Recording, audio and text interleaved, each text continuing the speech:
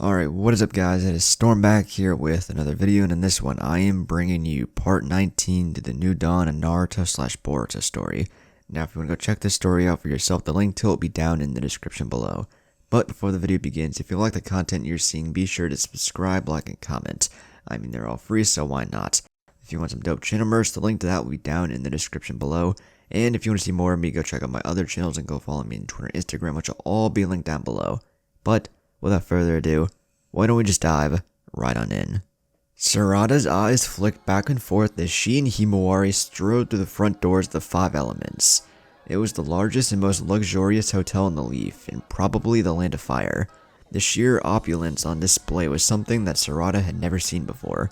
All marble floors and imported rugs and tapestries from the Land of Wind. The furniture was all rare, beautiful, and exceedingly expensive. Made from the wood of the trees created by the first Hokage's wood release.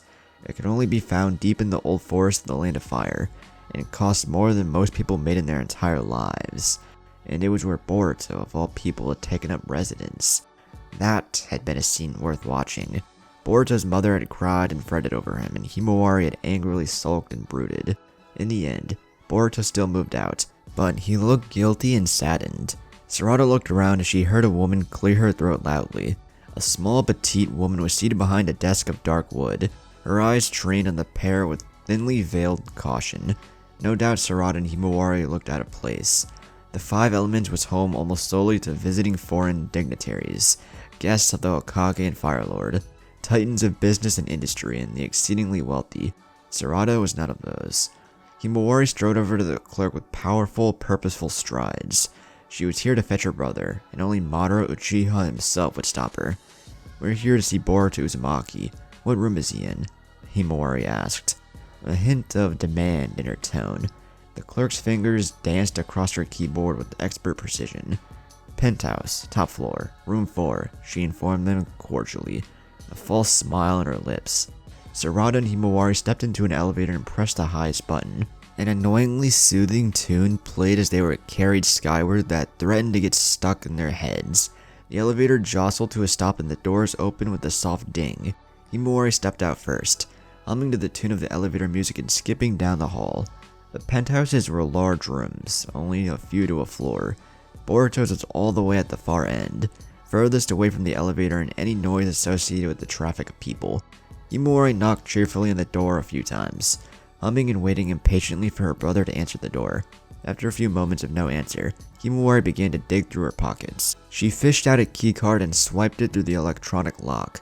The light changed from red to green, signifying that the door was unlocked. "Where'd you get that?" Sarada asked. She didn't think Boruto had spare keys to give.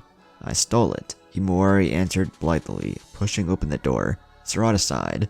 Sometimes Himawari's adoration of her brother frightened her. She didn't want to imagine how Boruto felt, being under the brunt of that attention. Boruto's new, albeit temporary, home was quite nice, Sarada supposed. Plush carpets and leather couches, tall windows that gave a stunning view of the Hokage monument and the growing city beyond it. The two of them found Boruto divested of his shirt, laying face down in one of the room's many couches, sleeping soundly.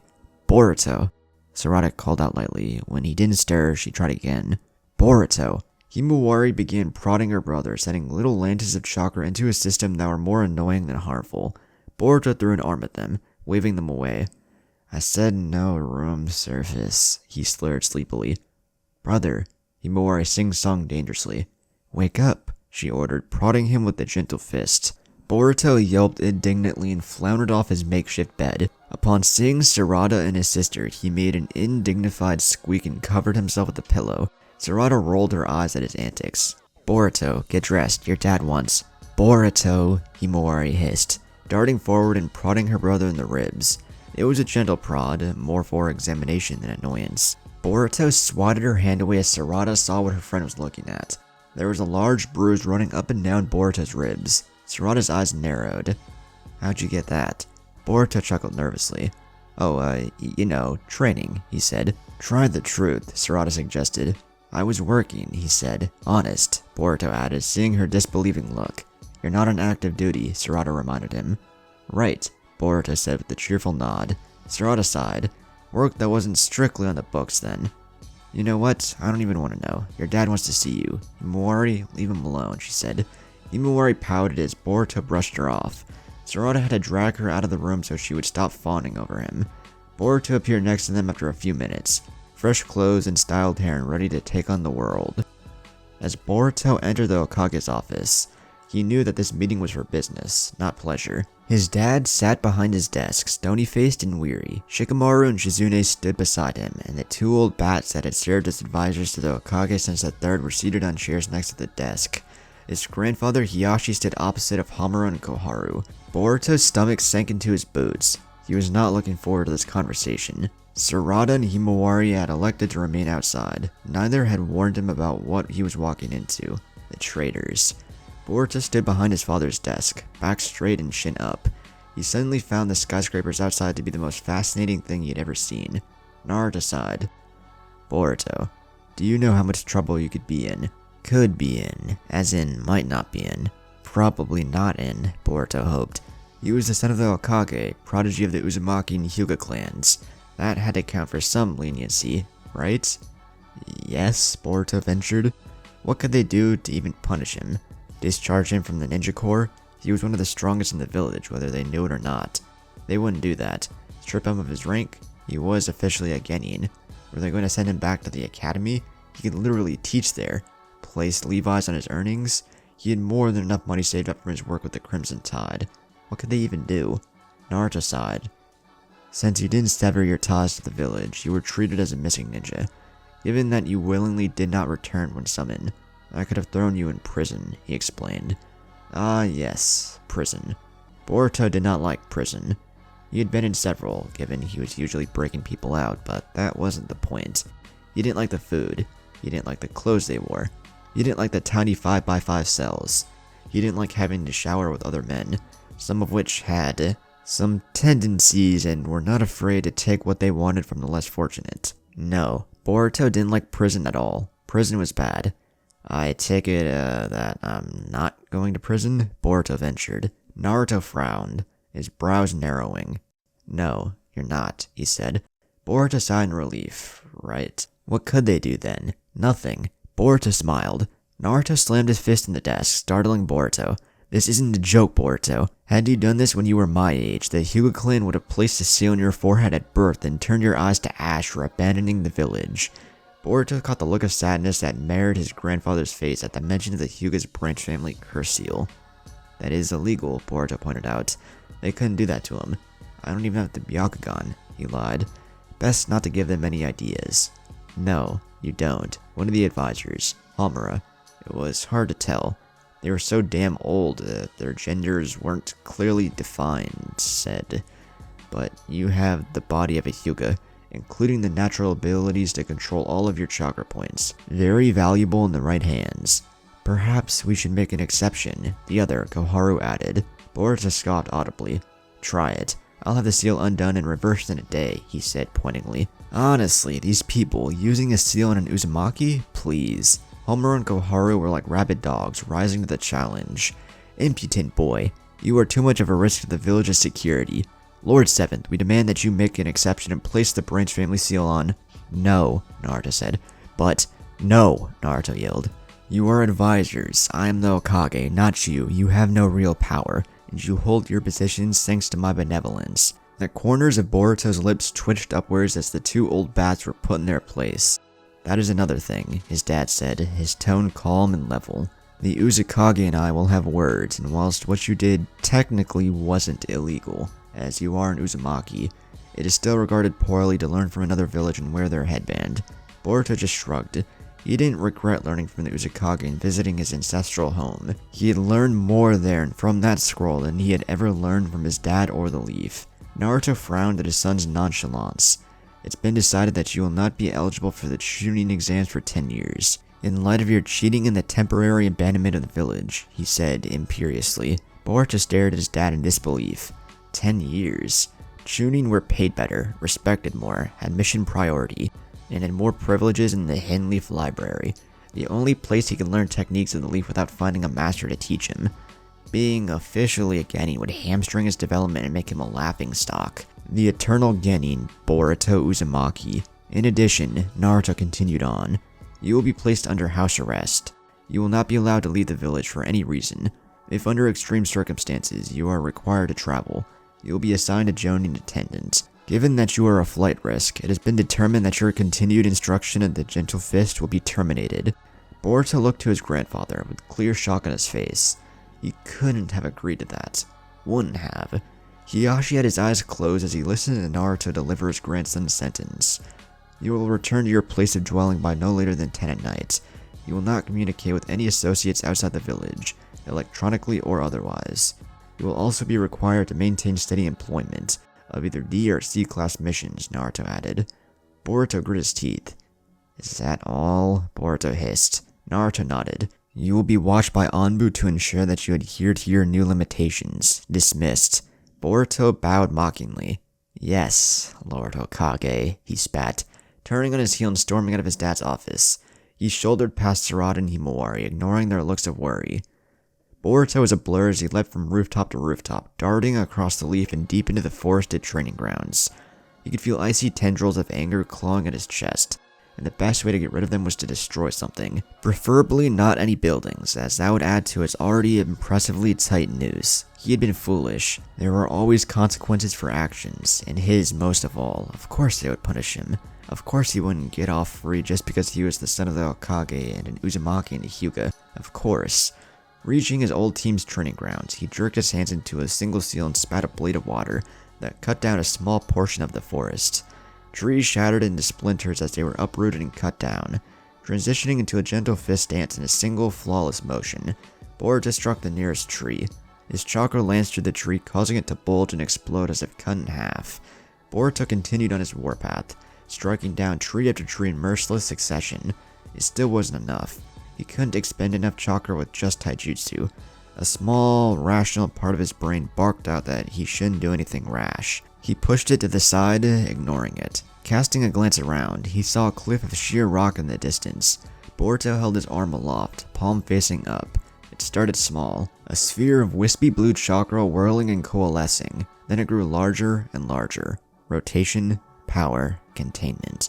Rotation, power, containment. Larger and larger. His Rasengan ballooned, channeling from its standard shape until it was taller than he was, and 4 times as broad. Its core changed from the normal blue hue to a pure angry white that emitted a high-pitched whine. In a flash, Boruto appeared before the cliff and slammed the giant Rasengan into it. There was an explosion of light and pressure that sent Boruto flying backwards from the sheer recoil, followed by a resounding crack of stone. Boruto smirked as he heard the cliff come undone, turned to dust and rubble. He felt a little better, but it wasn't enough. He needed more. There was little more than sharp edges of stone and piles of rubble remaining of the cliff he had obliterated, and Boruto was determined to see it thoroughly destroyed. He went through the motions again, channeling more and more chakra into the signature jutsu that his family had become known for. Rotation, power, containment. A Rasengan of equal, if only barely smaller size, formed in Boruto's palm. He appeared above the rubble and slammed the jutsu down, closing his eyes to avoid being blinded by the explosion of light. Boruto was sent skyward by the force of the blast, experiencing the briefest moment of freefall as gravity fought and failed to pull him back. Landing lightly in the balls of his feet, Boruto sank to his knees and sprawled out on his back. His chest heaved from exertion, and he felt the beginnings of chakra depletion sickness, something he didn't experience often, begin to set in. Lethargy, a dull headache, dry mouth, excessive thirst. Boruto began to regret not bringing a bottle of water with him, but he felt better. Well, not better, but occupied. Distracted, perhaps. It was hard to be depressed about your lot in life when you had to focus on just breathing.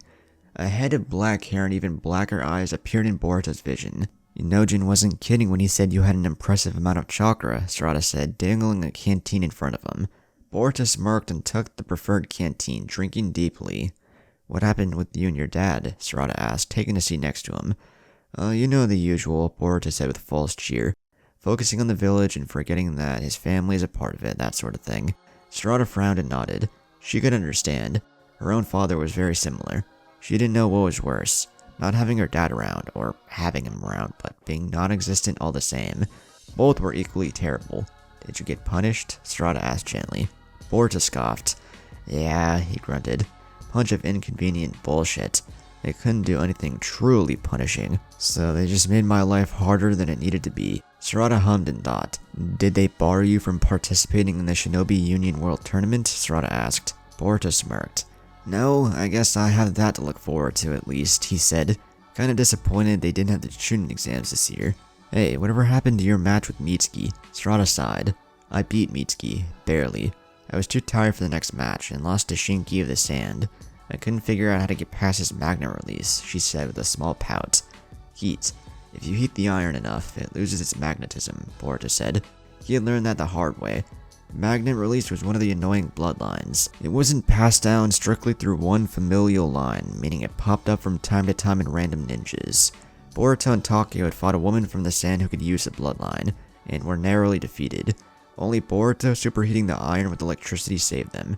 Huh, Sarada said. She'd have to remember that. So, did you get promoted? Boruto asked. Sarada shook her head. No, only Shikadai and Shinki were promoted to Chunin. The rest of us didn't display the proper qualities, apparently, she said. Boruto rolled his eyes. That's my dad for you, he grumbled. Both our dads, Sarada said quietly. Boruto glanced at Sarada out of the corner of his eyes. That was right. They both had problems with their dads. It was hard to remember that he wasn't the only one with problems. Come on, Sarada said, jumping to her feet. We can't sit in the forest feeling sorry for ourselves. Himawari is getting everyone together for a proper welcoming party. With a great reluctance, Boruto allowed Sarada to drag him from the training grounds and back to the leaf. Of course it was barbecue. The Akimichi were all gluttons, and Chocho's appetite seemed to know no bounds. Boruto found himself surrounded by his friends from the Leaf Academy, enjoying one of the new barbecue restaurants in the developed part of the city that boomed above the Hokage monument. It was one of the more popular restaurants among the younger generation, and it showed in the sheer number of people. Boruto didn't know how Himawari had managed to get them a table. He had seen restaurants like this before. You had to practically have a reservation to get in. How he, his sister, Sarada, Mitsuki, Shikadai, Inojin, and Chocho had managed to get seats, Boruto would never know. How'd you even get us in here? Shikadai groaned. He complained the entire walk about the effort it took, and how it would be more efficient to just go to their usual joint. Himawari smiled innocently. The owner owes Sarada and I a favor, she said simply. What happened to my innocent sister? Boruto cried in false horror. Sarada sighed. The owner is Chocho's uncle or something. He had us doing D-class missions, which weren't filed to Okage's office. In return for not turning him in, we get to eat for free, she said. He didn't know we were friends with Chocho though, Himawari said, so we just bring her with us to get our money's worth. Boruto's sister was truly cruel. He didn't know how the man could afford to feed an Akimichi for free. The restaurant was probably on the brink of bankruptcy. Everyone laughed. Even Mitsuki chuckled, which was a strange sound. Are you all ready for the tournament? Inojin asked, taking a sip of tea. Of course, Himawari declared. I'm going to be the victor. Sarada smirked and pushed her glasses up with the index finger. Over my dead body. Maybe, she quipped. I seem to remember beating you in our last spar, Himawari pointed out with a smirk. The two of them descended into an argument of who beat who and what exactly their record for wins and losses was. Boruto sighed. Troublesome, Shikadai muttered underneath his breath next to him. Welcome to my life, Boruto said smugly. Boruto smiled as he listened to his sister argue with Sarada. Apparently, of their 139 spars, which were different than training, how, Boruto didn't know, Himawari had won 70 matches, and Sarada had won 69. Sarada was making an adamant case for it being the reverse. Shikadai and Inojin were talking about some new role-playing game, while Chocho listened in on Sarada and Himawari. Mitsuki was awkwardly silent, as usual, chiming in only when he had knowledge or facts on some subject. Boruto frowned the longer time went on. Their waitress served them their food and poured them more tea, but Boruto couldn't shake the feeling of being the odd man out. Normally, it would have been him, Shikadai, and Inojin talking and laughing together. Now he felt more like Mitsuki, an outsider watching in. That was when Boruto realized there was something wrong with him. This was his home, his friends, his family in the case of Himawari, but he didn't feel like he was home. He didn't feel like he knew his friends. At the very least, he still loved his sister, that hadn't changed. There was something off about his presence in the Leaf, like he was a guest or a visitor, returning to say hello and rest his head before continuing on. It was a sense of restlessness, Boruto decided. Wanderlust, maybe. He felt the strongest desire to do something. What? He wasn't sure. "Excuse me, sir." Boruto looked up. The waitress was talking to him. Had been talking to him. He had been lost in thoughts. "Yes," Boruto said. The waitress handed him a folded napkin. "Those ladies," she said, pointing to a pair of twins sitting opposite them in the restaurant, "asked for me to give this to you." With a bow, she departed. Her duty done. Boruto unfolded the napkin. It was covered in writing, written in lipstick. "Excuse me," Boruto said. "I have to take care of this. I'll be right back."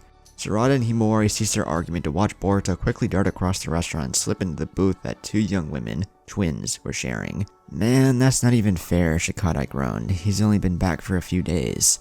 Sarada felt her left eye twitch uncontrollably. She did not set this up with Himawari just for Boruto to get poached by some harpies. Granted, they were very pretty harpies. All long legs and flowing white hair. Dyed, of course, her Sharingan told her.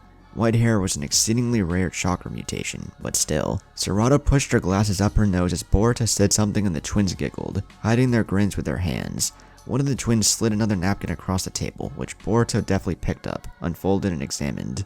He smiled, and gave the two women a nod, which seemed to please him extraordinarily. "Hey," Chocho snapped, quickly swallowing her mouthful of barbecued meat. "You two are going to destroy the table." Sarada looked down. She and Himawari had apparently been grasping the edge of the table hard enough to cause it to splinter. There was a ring of laughter across the restaurant. Boruto had his hands raised in the air at his sides, as if he was telling a story. The twins laughed at some joke she hadn't heard. One of the twins inclined her head to the door. Boruto nodded, and his hair faded to a deep crimson that his eyes matched. It was a seamless transformation jutsu, not even using a seal. Had Sarada not been watching, she would have missed it. The twins stood and led Boruto out of the restaurant. "Let's go," Himawari hissed, pushing Sarada out of their booth. "Guys, I don't think we should," Inojin said. From the looks Sarada and Himawari shot him, he was clearly outvoted. "Troublesome," Shikamaru muttered, standing and following after Sarada and Himawari. "But guys, the barbecue," Chocho moaned. "Take it with you. If the information I have provided with is correct, the owner of this establishment will not object," Mitsuki informed her. Together, the six of them filed out of the restaurant and into the crowded streets of the upper district of the Leaf. The sky was dark, but lit by the neon glow of the signs and lights. Men in suits and women in dresses walked the streets in mobs, but Sarada could see a flash of Boruto's crimson hair in the sea of people. It really was quite distinctive. Definitely not suited for stealth. "This way," Sarada said, ushering their group through the bustling crowd. Boruto's hair continued to guide her through the throngs. They wandered aimlessly for a time, heading farther and farther away from the military district and in the heart of the village, towards the outer rim where the slums were. Slowly, the crowd thinned from men in suits and women in dresses to young people dressed in fashionable, if worn, clothes. Their destination soon became clear. A shoddy house of stone, clearly constructed from the old days when earth jutsu were used to create cheap housing. There were two burly men in suits guarding a set of stairs that descended below the house. A line of young men and women were lined up in an orderly fashion. One by one, they approached the guards, who either allowed them to descend or shook their head and sent them away. More than once, Sarada saw a reject be violently thrown from the line and into the road.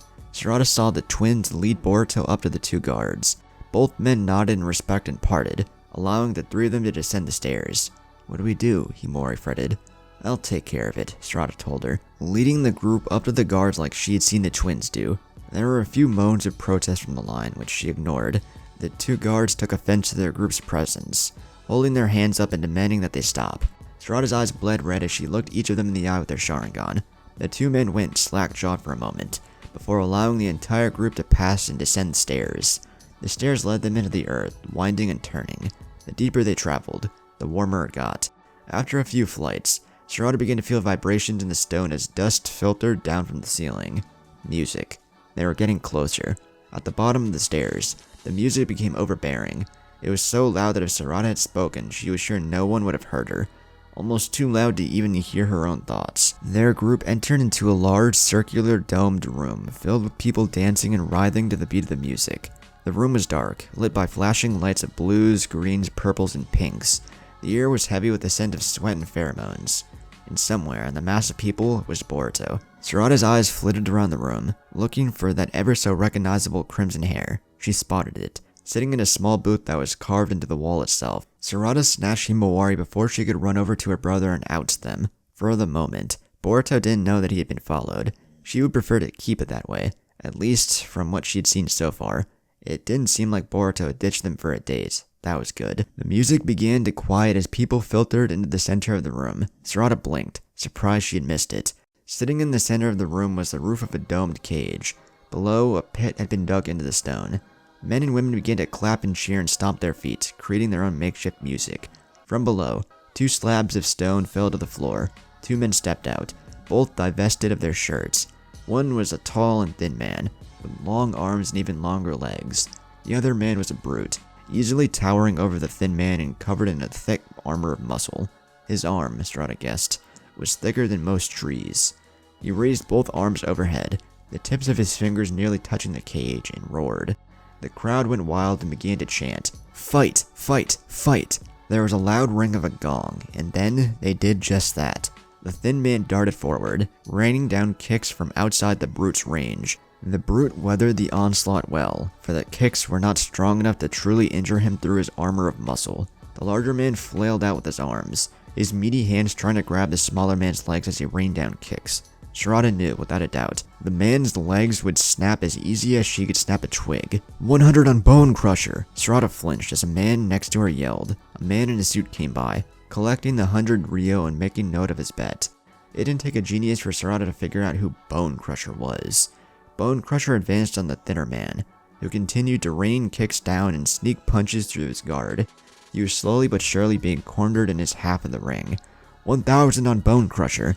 Sarada could feel the bloodlust in the air as the smaller man was hemmed in. He realized it all too late too. He suddenly stopped, weaved a few hand seals, and exhaled a gust of wind that buffeted Bone Crusher in the walls of the pit.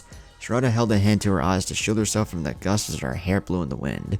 Bone Crusher advanced, stomping forward. It was like he didn't even feel the jutsu. He weaved a few hand seals of his own as rocks jumped from the floor to coat his right forearm, creating a gauntlet of stone. The smaller man cowered in the corner of the ring as Bone Crusher brought his fist of stone down. Sarada hissed and turned away as Bone Crusher proved his name was more than just for intimidation. She could hear the soft squelch of flesh being pulverized, and the distinct snap of bones breaking. She heard Bone Crusher roar and looked back into the pit. The thinner man's face had been brutalized and broken beyond recognition, and both his arms were hanging limply at odd angles. She suddenly felt very queasy. The crowd burst into raucous applause, stomping and cheering and yelling in delight at the carnage. Sarada had thought this had been some sort of underground dance club. She was very wrong. It was a fight club. No rules, no regulations, highly illegal, highly dangerous. Sarada watched as what she could only assume were medics carry the smaller man's destroyed body away. She uttered a silent prayer that he didn't die from his injuries. Bone Crusher retreated to his side of the ring, pacing like a rabid dog. Sarada looked up and caught a flash of 2 heads of white hair on the opposite side of the ring from her. Boruto's dates, plural, yet no head of crimson hair. No Boruto. Sarada looked down, her heart fluttered in her chest as she watched Boruto stroll in through the door where the first man had been carried away. He had a broad smile on his face as he waved to the roaring, bloodthirsty crowd. Sarada heard a whimper to her left, and looked down to see Himawari clutching the bars of the cage with unshed tears in her eyes. "Don't worry," Sarada said, kneeling slightly. "He'll be fine. These guys are nothing compared to us, and Boruto is strong. He'll be fine." It sounded better in her head. He would be fine, right? The fight began by unspoken agreement. Boruto darted forward, his fists raised in a shabby guard. Sarada gasped as Bone Crusher punched Boruto in the face, sending him sprawling back on the ground. Boruto leapt to his feet and kicked Bone Crusher's legs in an attempt to sweep him off his feet. 1,000 on Bone Crusher! Sarada heard a man call out with glee. Bone Crusher chuckled darkly as Boruto's kicks did nothing more than irritate him. Sarada's heart began to beat wildly as Bone Crusher began the same dance with Boruto that he and the smaller man from before performed. 1,500 on Bone Crusher! Boruto continued to punch and kick fruitlessly.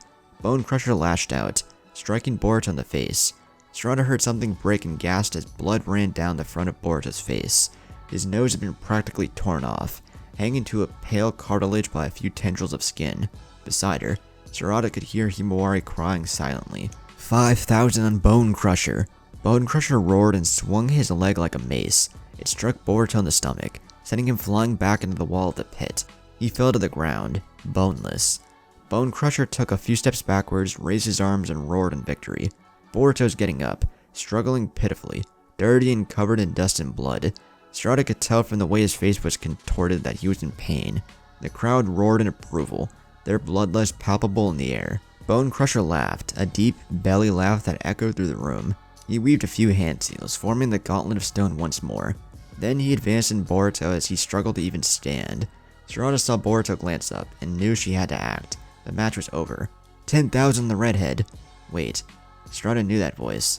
That was Shikadai. Turning her face contorted in disbelief, Shikadai was standing behind her and Himawari, one hand resting on Boruto's sister's shoulder. What are you doing? Sarada demanded angrily. Just watch, Shikadai said, inclining his head across the cage. Sarada turned, and saw that the twins were grinning gleefully, not the actions of a woman watching her date being maimed. Her eyes flitted back into the cage just in time. Boruto leapt into the air, weaving through seals rapidly and holding one hand to his lips. Fire release, Boruto yelled, loud enough to be heard over the roar of the crowd. That was impossible. Boruto's chakra natures were wind, water, and lightning, not fire. But then, Bone Crusher kneeled, weaving hand seals and erecting shields of stones on all sides, a defense against the sea of flame that the pit was about to be turned into. Sarada watched as Boruto jerked his head violently and spat, but not fire, water. Before Bone Crusher's shield of stone could be erected, a blade of water hissed through the air and tore into his chest. Bone Crusher screamed and the crowd roared as his right arm fell to the ground, cut cleanly from his body. What just happened? Sarada muttered. Shikadai pointed across the cage, where the twins were jumping up and down and hugging each other. It was rigged, he said. Boruto only faked losing so the odds were against him, so the payoff when he won would be huge. Two medics ran into the pit, carrying Bone Crusher's arms and ushering him out of the arena. Boruto smirked, raised both hands, and walked victoriously out of the cage, back into the door from where he entered. Sarada watched as a man in a suit walked over and handed Shikadai a literal bag of Ryo. He favored Sarada's small smile. What? If he's doing it, might as well profit anyway, Shikadai said. The music began playing loudly again, bringing their conversation to an end. Sarada and her group retreated, blending into the scenery. She watched as Boruto reappeared, heavily bandaged and bruised. The twins handed him two briefcases, each bulging with Ryo. Sarada could clearly see notes sticking out at odd angles. The briefcases disappeared in wisps of smoke. Sarada blinked, missing where he had stashed the money, his winnings. Sarada watched with a satisfied smirk as Himawari finally managed to shake off Shikadai and was marching over to her brother. That should be good. There was a crash as the door to the fight club was violently kicked down. Men with white porcelain animal masks filtered in. Anbu, run! Sarada cursed and turned to grab Himawari. Her eyes flitted around, looking for that distinctive head of crimson hair. Boruto was gone. Gaara, you're early, Naruto exclaimed, rising from his desk to greet his longtime friend. How have you been? Busy, Gaara answered. Shukaku has been roaming. It's difficult to remind the people why they should tolerate the tailed beasts. Naruto frowned. Don't worry, I'll have a talk with him. I'm sure he's just looking for some fresh sand or something, he said with a reassuring smile. Gaara made a noise that sounded like he very much doubted that was the source of the One-Tail's annoyance. So, that's it, huh, he said, eyeing an open scroll on Naruto's desk. It was an arena, or more accurately, a stadium. The pinnacle of the Leaf's technology, seats 150,000 people. The arena is actually set in a series of gears that lets parts of it be swapped out to change the terrain, or repair damage, Naruto boasted. Gaara looked down at the blueprints of the arena. He was honestly impressed. If the actual building was half as impressive, the Shinobi Union World Tournament would be better than he expected. As it turned out, Gaara was not disappointed.